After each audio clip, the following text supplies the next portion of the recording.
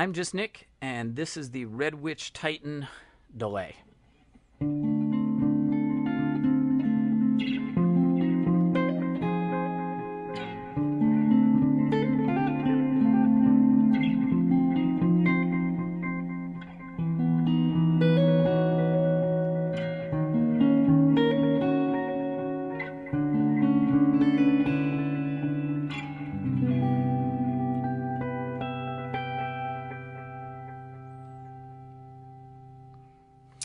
I won't lie to you, I like analog delays, and I do not like them excessively complicated.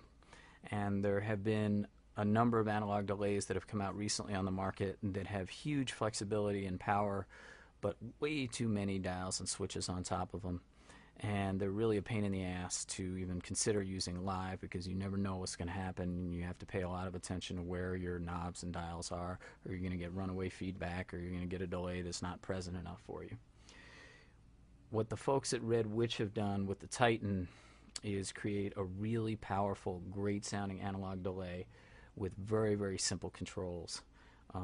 There's not a bad sound in this box. I've been messing with it quite a bit, and I'm really, really impressed with it.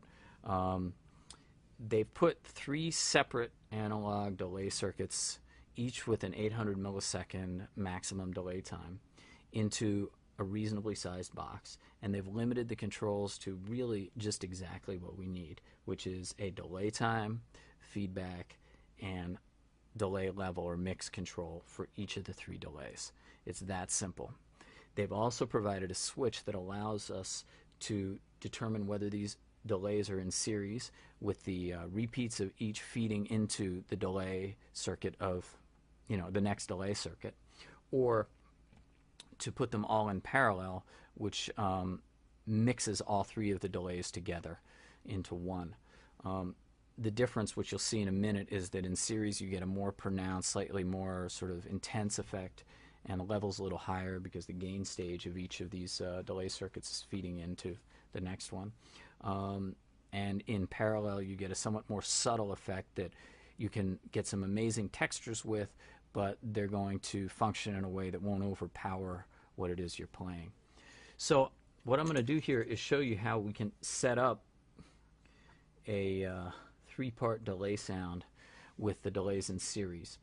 If we turn down the mix knobs on the second and third delays, we're only going to hear this first one here, and I have it set for a fairly short delay with medium feedback that sounds like this. Just a really nice analog delay with some kind of slightly dark, juicy repeats to it, typical of an analog delay. It's not too pristine, and yet you can, there's enough clarity to make the repeats work. If we bring up the mix on the second delay, we're going to hear that I have it set for a somewhat longer delay, and we're going to get an interesting effect because there is probably not an exact integer relationship between the delay times on the first and second delays. So we get a kind of rhythmic effect, a triplet effect, the way it's set right now.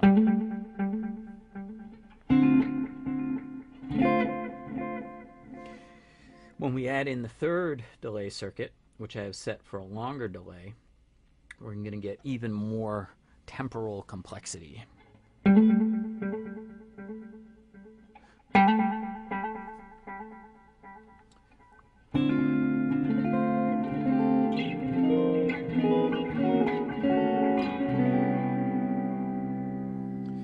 And what it all adds up to is a lot of lushness that has some pulse to it. And again, you can, the possibilities are practically endless. You can make one of the 3 delays predominate by bringing the mix up so that you have a clear time pulse, and just use the other 2 as kind of texture within it. So if I bring the mix up on the third delay circuit here and bring it down a little bit on the first 2, that longer delay is going to be our main pulse, but the first 2 are going to add a lot of texture and some kind of timing interest or rhythmic interest to it.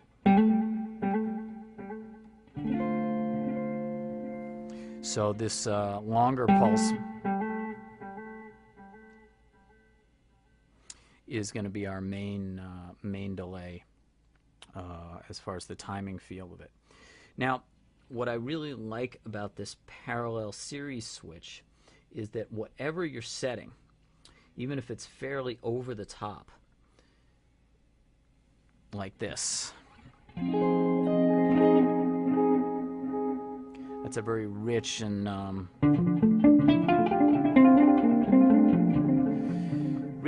sort of dense delay that could overpower, a simple line that we were playing. Well, if we switch to parallel, it drops the level a little bit, but it also kind of blends the delays together so that they're more textural. They sit a little bit more below whatever it is you're playing, not just because of the level, but because of the way they're combined.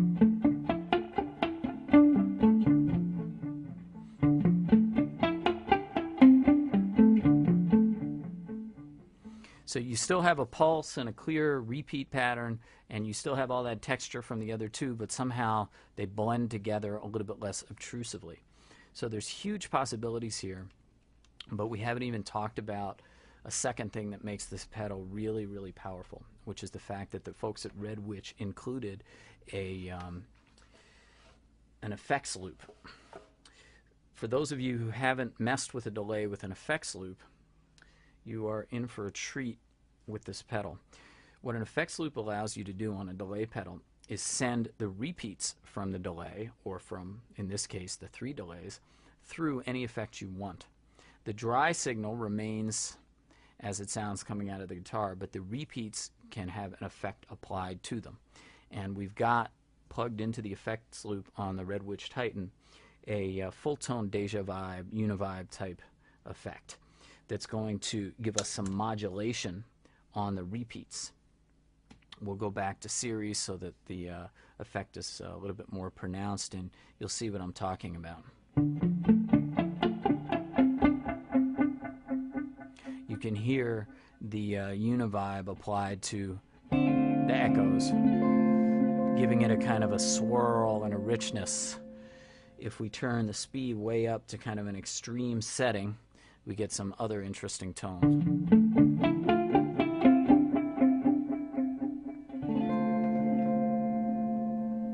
So you can hear that Univibe sound rippling, but only on the repeats. It's not rippling on the dry sound, so it's kind of a unique